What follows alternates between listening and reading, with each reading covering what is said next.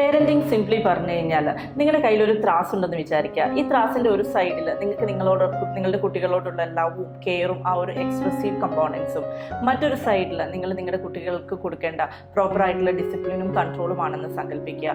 ഇത് രണ്ടും പ്രോപ്പറായിട്ട് ബാലൻസ് ചെയ്യുക എന്നതാണ് പേരൻസിന്റെ യഥാർത്ഥ കർത്തവ്യം. ഈ പേരന്റിങ്ങിനെ ബേസിക്കലി 4ആയി തിരിച്ചിട്ടുണ്ട്. ഒന്നാമതായി അതോറിറ്റേറിയൻ പേരന്റിങ് എന്ന് പറയും. അതോറിറ്റേറിയൻ പേരൻസ് എന്ന് പറയുമ്പോൾ തങ്ങൾ വരച്ച വരയിലൂടെ കുട്ടികൾ വളരണമെന്ന് വാശി പിടിക്കുന്നവർ. അവർ കുട്ടികളെ പ്രോത്സാഹിപ്പിക്കുകയോ അവർക്ക് അത്തരത്തിലുള്ള ഒരു ഇമോഷണൽ കെയറോ ലവോ ഒന്നും എക്സ്പ്രസ് ചെയ്യാറില്ല.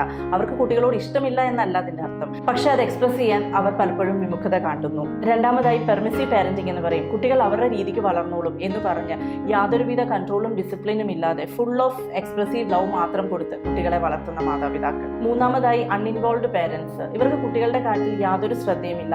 ജോലിക്കും സമ്പാദ്യത്തിനും ഒക്കെ പുറകിൽ പോകുമ്പോൾ കുട്ടികളെ പ്രോപ്പറായി ഡിസിപ്ലിൻ ചെയ്യാനോ അവരെ ഒന്ന് സ്നേഹത്തോടെ അടുത്തിരുത്തി പ്രോത്സാഹിപ്പിക്കാനോ അവരോട് സന്തോഷമായി ഒന്ന് ഇടപെടാനോ പോലും ഇവര് ഒട്ടും ശ്രമിക്കാറില്ല. നാലാമതായി അതോറിറ്റേറ്റീവ് പേരൻസ്. കുട്ടികൾക്ക് ഇവരുടെ അടുത്ത് എല്ലാ കാര്യവും തുറന്ന് സംസാരിക്കാനുള്ള സ്പേസ് നൽകിയും ഇവർ പലപ്പോഴും കുട്ടികൾക്ക് നല്ല സുഹൃത്തുക്കളായി മാറാനും ശ്രമിക്കും. എന്നിരുന്നാലും കുട്ടികളെ യഥാസമയം പ്രോപ്പറായി ഗൈഡ് ചെയ്യാനും ഡിസിപ്ലിൻ ചെയ്യാനും ഇവർ ശ്രമിക്കാറുണ്ട്. ചുരുക്കി പറഞ്ഞാൽ ഈ അതോറിറ്റേറ്റീവ് പേരന്റിംഗ് ആണ് ഏറ്റവും എഫക്റ്റീവ് ആയിട്ടുള്ള പേരന്റിംഗ്. ലൈഫിൽ സക്സസ്ഫുൾ ആകുന്ന ഓരോ കുട്ടിയുടെയും പുറകിൽ പ്രോപ്പറായിട്ട് അവരെ യഥാസമയം ഗൈഡ് ചെയ്യാനും ഡിസിപ്ലിൻ ചെയ്യാനും അതേപോലെ തന്നെ സ്നേഹിക്കാനും സാധിച്ച ഓരോ മാതാപിതാക്കളുടെ കരങ്ങളുണ്ട്.